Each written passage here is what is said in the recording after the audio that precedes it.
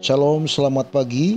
Selamat berjumpa kembali di dalam program Renungan Embun Pagi bersama Kota Daud Ministry. Pada pagi hari ini sebagai tema renungan kita, statusmu sebagai anak Allah. Tema ini saya ambil di dalam Injil Matius pasal yang kelima ayat yang ke-9. Demikian firman Tuhan.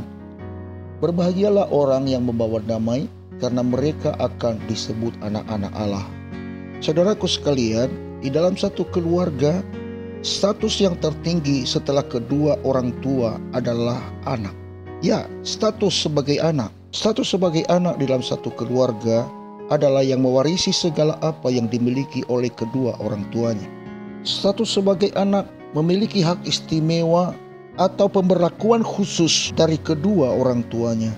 Begitupun di dalam pandangan Tuhan, sebagai status anak-anak Allah memiliki pemberlakuan khusus dan hak istimewa dari Allah. Dan salah satu karakter dari sebagai seorang anak Allah adalah pembawa damai. Itulah sebabnya di dalam nats ini Tuhan Yesus mengajarkan satu hal yang penting, yaitu berbahagialah orang yang membawa damai, karena mereka akan disebut anak-anak Allah.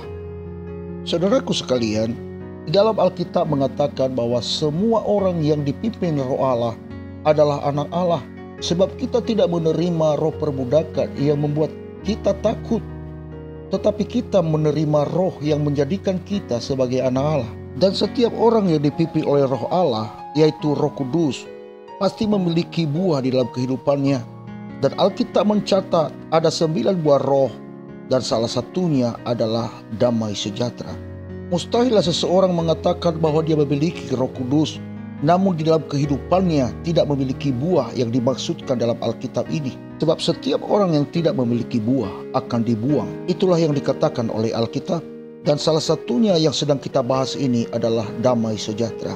Saudaraku sekalian, kalau ajaran Tuhan Yesus ini sangat penting sekali di dalam kehidupan orang percaya, maka kita harus berusaha menjadi orang yang membawa damai di tengah-tengah dunia yang gelap ini. Kita harus bisa membuktikan diri bahwa kita adalah orang-orang yang dipimpin oleh Roh Allah, yaitu orang-orang yang membawa damai di tengah-tengah dunia. Seharusnya kalau kita sudah menjadi status sebagai anak Allah, maka dimanapun kita berada harus kita menjadi pembawa damai. Baik itu di tengah-tengah keluarga, tengah-tengah komunitas, maupun di tengah-tengah kita berjemaat. Kita harus mempertahankan status kita sebagai anak Allah, yaitu membawa damai. Tanpa membedakan suku, agama, dan golongan, kita harus bersungguh-sungguh membawa damai di tengah-tengah dunia ini. Saudaraku sekalian, lihatlah sekelilingmu, betapa banyak pertikaian-pertikaian yang ada di tengah-tengah masyarakat.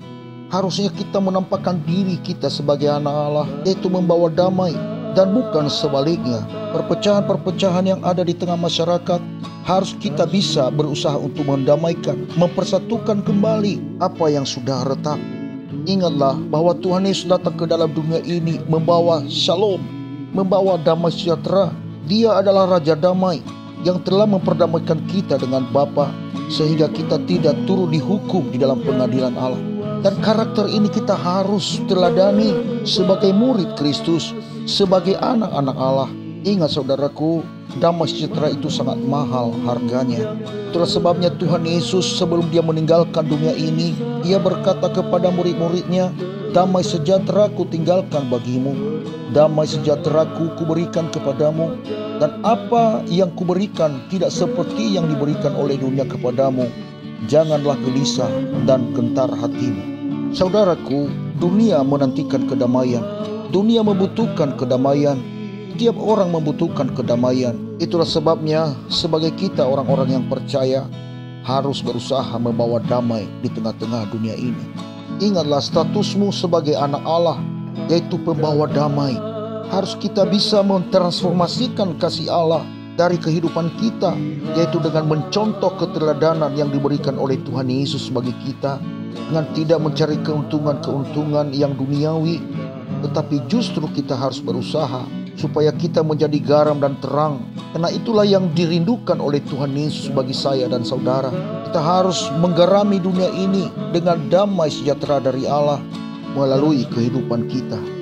Saudaraku, kita harus bersungguh-sungguh dengan hal ini.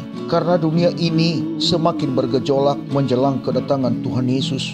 Siapa lagi yang membawa damai di tengah-tengah dunia ini kalau bukan kita yang disebut sebagai anak-anak Allah.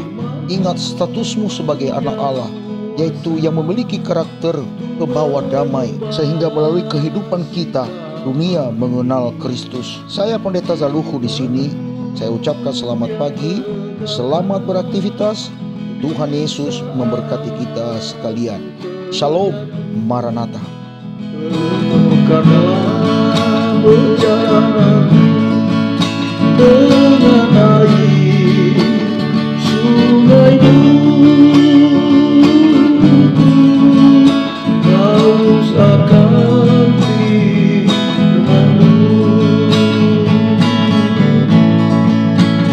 Firman-Mu yang kuasa mengubah sikap hati. Firman-Mu yang kuasa di saat ku terjatuh, menungkanlah bencanaku dengan air sungai-Mu. Haus akan firman-Mu.